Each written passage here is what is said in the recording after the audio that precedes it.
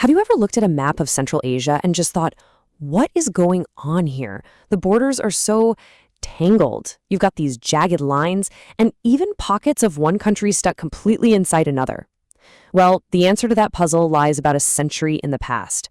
We're going to go back to the 1920s to see how a massive Soviet project drew these lines with an axe. Lines that, believe it or not, still define conflict and identity in the region today. So this is the core question we're tackling. If you zoom in on a place like the Fergana Valley, it's just this incredible web of intersecting borders between Kyrgyzstan, Tajikistan, and Uzbekistan. It's famous for its enclaves, these little pieces of territory that belong to one country but are totally surrounded by another. And this isn't some ancient history footnote. This is the daily reality for millions of people. So really, how did we get here? The situation today is a genuine, real-life geopolitical puzzle.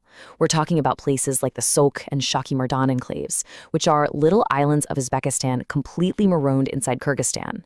These aren't just quirks on a map. They are hard international borders, some of them even mined and heavily guarded.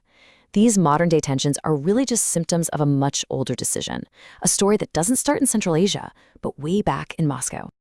To get to the source of these tangled lines, we have to jump back in time to the early days of the Soviet Union. Back in the 1920s, the Bolsheviks took on this unbelievably ambitious project. They were going to completely redraw the map of Central Asia. The goal was to get rid of the old Tsarist territories and replace them with brand new socialist republics, all based on nationality. Okay, so the official name for this whole thing was National Territorial Delimitation. And in theory, the idea was pretty revolutionary for the time. It was sold as giving each nation the right to self-determination, creating specific homelands for Uzbeks, Tajiks, Kyrgyz, and so on. But, and this is the important part, look at that key phrase on the slide, all final decisions made in Moscow. That's the catch. And that's where the theory and the on-the-ground reality really started to split apart. This timeline gives you a sense of just how quickly this all happened. The USSR is formally created in 1922, and boom, just 2 years later, this massive redrawing project in Central Asia kicks off.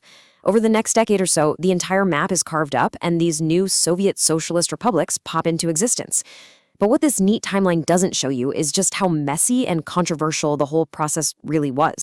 And that brings us right to the heart of the conflict in this story. There was this huge clash between what local leaders, who actually knew the region, were saying, and the top-down political goals being dictated from the Kremlin. Ultimately, the lines on that new map were drawn to serve Moscow's interests, not the realities of the people who actually lived there. Now this slide, wow, it lays out the argument perfectly. On one side, you had the Turk delegation. This was a group of Central Asian officials who actually went to Moscow to plead their case. They warned them. They said, look, carving up this region is a terrible idea. It's going to shatter ancient irrigation systems that everyone relies on to survive. It's going to break up economies that have been linked for centuries. But on the other side, Moscow had a totally different priority: control. They figured that dividing the region was the best way to weaken any chance of a unified pan-Turkic resistance to Soviet rule. And if you had any doubt about the real motive, here it is. This quote from a high-ranking official, A. Rakhimbayev, spells it out. He's basically saying that by creating these national divisions, the class struggle, the absolute core of communist ideology, would always come out on top. The goal was never really to empower nations. It was to use ethnicity as a tool to divide and conquer, to make sure Moscow stayed in control. And this is just an incredible admission. It perfectly shows how crude the whole process was. This is from I.A. Zelensky, the guy in charge of the entire project. He admitted the work was done in rough, that it was incomplete, and then he delivers this killer line, that work was done with an axe. Think about that. Not with a surgeon's scalpel, carefully dividing things, with an axe. It just perfectly captures the brutal, clumsy, and politically driven nature of the whole thing. Well, when you do a job with an axe, you're bound to leave some pretty deep scars. The decisions made way back in the 1920s didn't just stay on paper. They had an immediate, real, and lasting human cost that has been echoing for a century and continues to shape the region to this very day. Let's put a number on it, because this really brings the impact home. When those borders were finalized, just like that, over 433,000 ethnic Uzbeks suddenly found themselves living as minorities outside of the brand new Uzbekistan. Now, they hadn't moved an inch. The border had moved over them, instantly changing their identity and their place in the world. At the time, this was actually called an infringement of national arithmetic. And you can see why. Just take a look at the city of Osh. In 1923, its population was 94% Uzbek. So you'd think it would go to Uzbekistan, right? Nope. It was given to the Kyrgyz Autonomous Oblast because they needed an economic and administrative hub for the surrounding nomadic areas. Economic and political logic just completely steamrolled the stated principle of ethnicity. And you know what? The people affected didn't just sit there and take it. The Uzbeks in Osh sent petitions, they protested the decision. They argued that their language, their culture, their entire way of life was totally different from the nomadic Kyrgyz people they were now being lumped in with. But their appeals, they were completely ignored.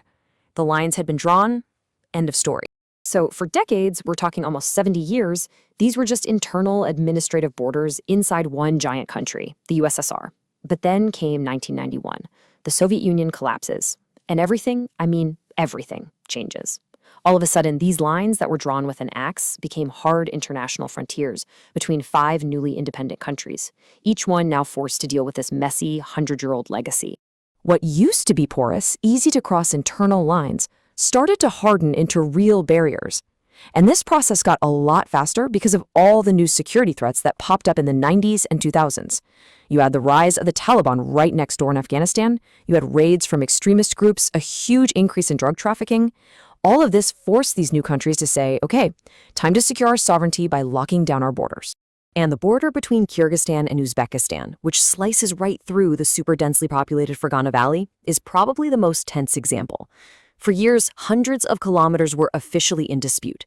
The situation got so bad that Uzbekistan actually went ahead and laid landmines along parts of the border. I mean, think about that.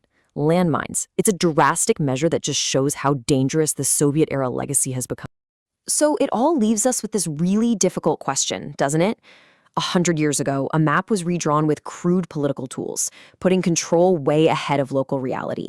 Today, the independent nations of Central Asia are still living with the fallout. The challenge they face is immense. How do you even begin to smooth over lines that were, as their own creator admitted, drawn with an axe?